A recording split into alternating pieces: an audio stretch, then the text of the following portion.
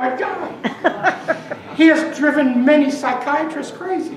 For Richard Dreyfuss, he ended up in the insane asylum dealing with this guy. And it's wonderful. You'll have to see it. But anyway, they had him doing affirmations. We're famous on affirmations. Do affirmations.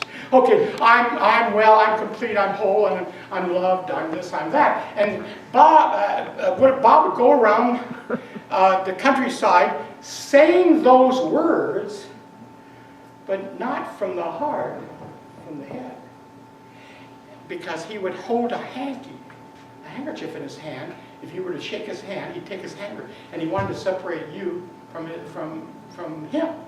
And he used a handkerchief to touch a doorknob. He was afraid to ride in an elevator, and he wouldn't ride in a car. And poor Richard Dreyfuss ended up in an insane asylum with this guy. And at the end of the movie is what he did. He ended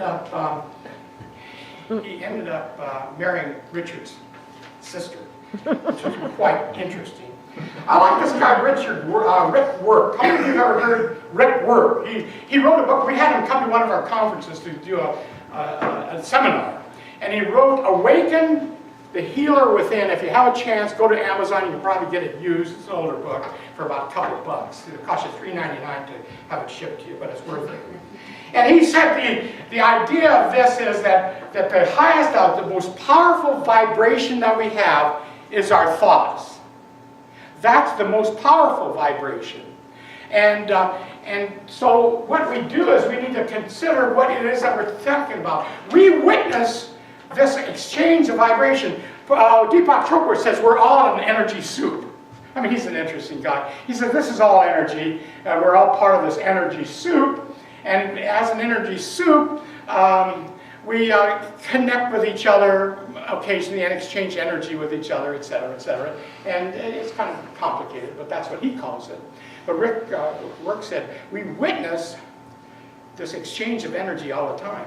I know we do in ministry, we see it in our counseling, and you realize it, and you see it in your relationships with your families and all. And we see things and we hear things and it's verbiage, but the problem with that is when we're in a negative syndrome, it's not only the words that kill us, it's embodied in our emotions. Have you ever known that? Sometimes when we're afraid, it embraces the trillions of cells in our body, and they're all thinking cells and they're all vibrating. And so when we're fearful, it becomes a full package. And so we hear things, and I know many of you have heard things like, why do I always track abusive relationships?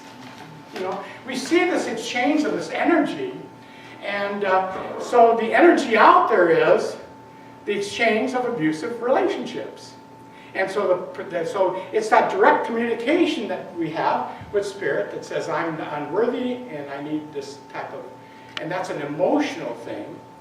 It isn't necessarily the words, but when we're in fright or when we're negative, it becomes a heartfelt thing too.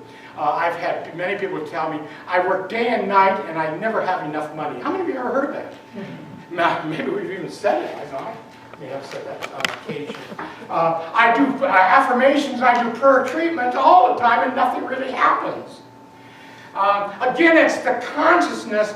It's the movement of energy. It's our communication with Spirit. It's our communication with source energy that provides this. And so we need to ask ourselves, if I want to experience something in my life, if I'm experiencing dread, if I'm experiencing a non-entity, if I'm experiencing no church, then I need to know what my frequency is. How am I communicating that to source energy?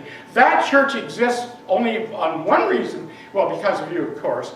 But several years ago, I was so embraced in it. I was so worrying about it.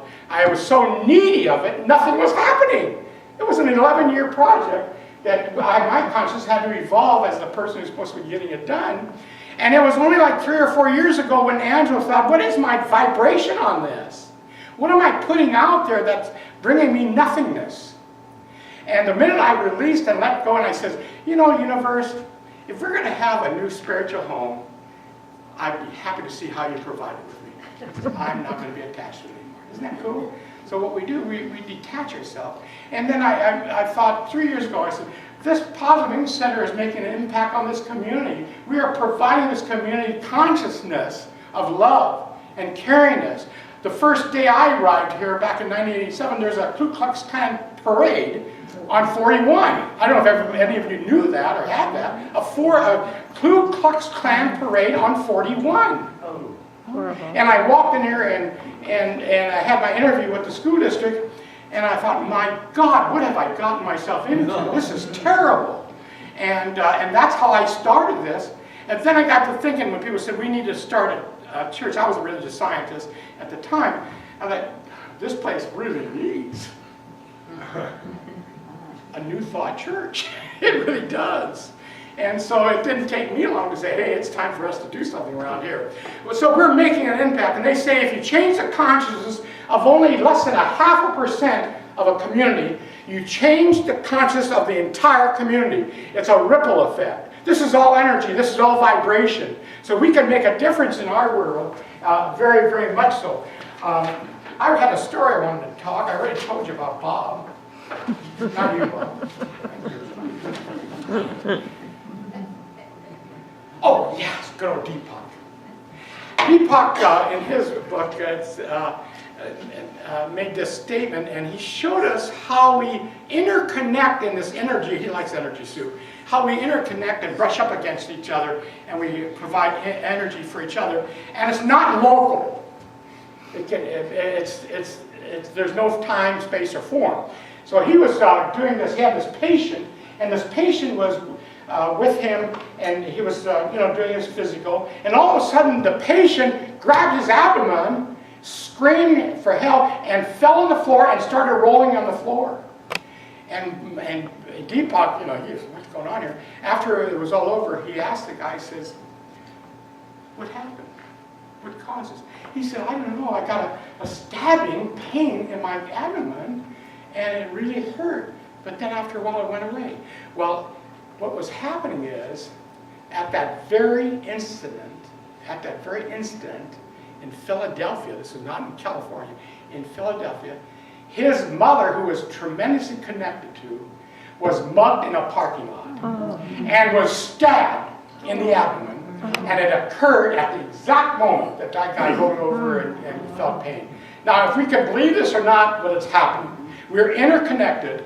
And then when you get into this idea and you understand what this is all about, it's about energy, it's about information. It's something that we can't see because our senses, it doesn't work that fast, but it's non-local. It's not dependent on time or space, it just is. And we can embrace it. And one last thing, and I kind of want to deal with it, it's about Fritz. Fritz is a dog. And Fritz showed how this love energy is the most powerful energy in the universe itself, love. Fritz was a Schnauzer dog, and he was Rick Work's dog, and it was family. It was like one of the kids.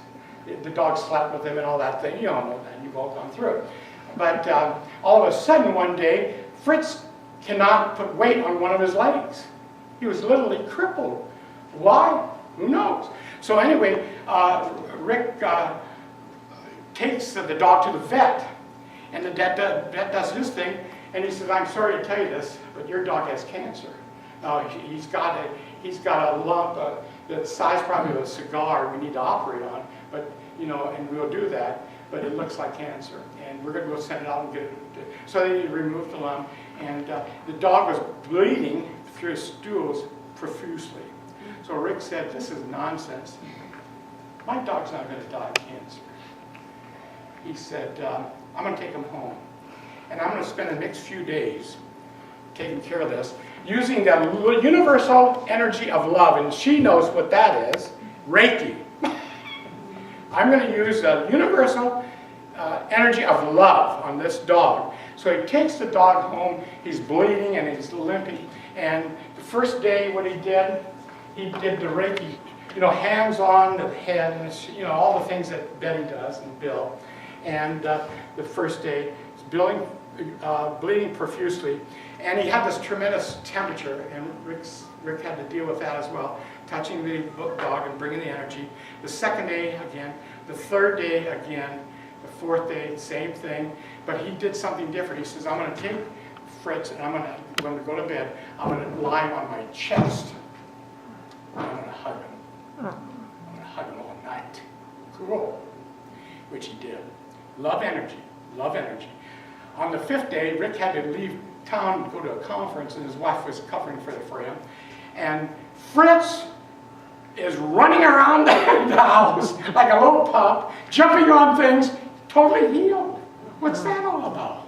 You see, we have a direct connection with Spirit. We have a direct connection. We have all the tools necessary to be the best we can be. Unfortunately, why we need to exist, Paz Living Center, is because the vast majority of the folks, they don't know about our potential as human beings.